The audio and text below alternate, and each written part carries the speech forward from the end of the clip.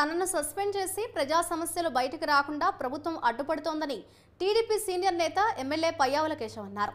ఇదేమి మార్షల్ లా నో అర్థం కావడం లేదన్న పయ్యావుల కేశవ్తో మా ప్రతినిధి ప్రసన్న ఫేస్ టు ఫేస్. ఈరోజు ఏపీ అసెంబ్లీలో తీవ్ర నిరసనలు వ్యవహారాలన్నీ జరిగాయి. ప్రధానంగా టీడీపీ ఎమ్మెల్యేలు సస్పెండ్ అవడం కూడా జరిగింది.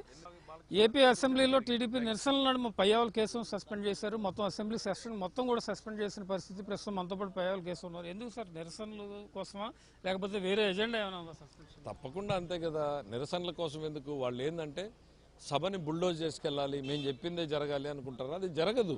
డెమోక్రసీలో ప్రతిపక్షం అనేటువంటిది తమ గళాన్ని స్వరాన్ని వినిపిస్తూనే ఉంటుంది, అనేక ప్రజా సమస్యల గురించి మాట్లాడుతూనే ఉంటుంది. దాన్ని వాళ్ళు ఏదో జీర్ణించుకోలేక బలాన్ని ఉపయోగించాలని బయట సమాజంలో పోలీసులు ఎట్లా ఉపయోగిస్తున్నారో ఈరోజు శాసనసభలో కూడా పోలీసులను ఉపయోగించేటువంటి ప్రయత్నం చేశారు.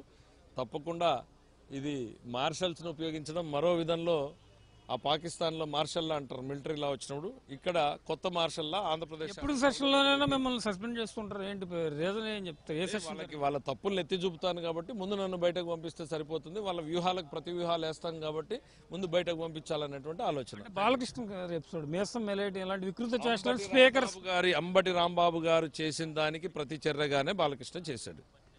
ఓకే, ఇది మొత్తానికి పయ్యావుల కేశవ్ అభిప్రాయం. తన అభిప్రాయం ప్రధానంగా చెప్పి ప్రజా సమస్యలు ఎత్తుతానని సస్పెన్షన్ చేయడం జరిగిందని చెప్తున్నారు. అయినప్పటికీ కూడా అసెంబ్లీలో టీడీపీ వైసీపీ సభ్యుల మధ్య హోరాహోరీ మాటలు తోటలు పేరుతున్నాయి. రకరకాల విమర్శలు కూడా ఒకరినొకరు చేసుకోవడం జరుగుతుంది. మరి మిగిలిన రోజులు కూడా ఇదే తరహా పరిస్థితి ఉండేలా కనిపిస్తుంది. కెమెరా పర్సన్ తరుణ్తో ప్రసన్న, న్యూస్ 360 అమరావతి.